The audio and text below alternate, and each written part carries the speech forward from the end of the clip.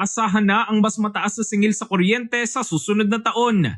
Ito ay matapos aprobahan ng Energy Regulatory Commission ang paniningil ng natitirang 70% ng reserve trading amounts na nagastos noong unang bahagi ng 2024 bilang bahagi ng ancillary services ng National Grid Corporation.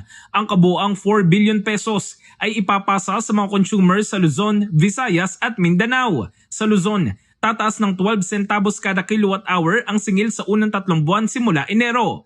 Pareho naman dagdag singil sa Visayas, ngunit tatagal ito ng 6 na buwan. Samantala sa Mindanao, asahan ng 3 centavos per kilowatt hour na taas singil sa loob ng 3 buwan. Ayon kay ERC Chairperson Mona Lisa Dimalanta, hindi na may pagpapaliban ang dagdag singil dahil magdudulot ito ng mas mataas na penalty at maaaring makaapekto sa mga taripa sa tag-init ng 2025.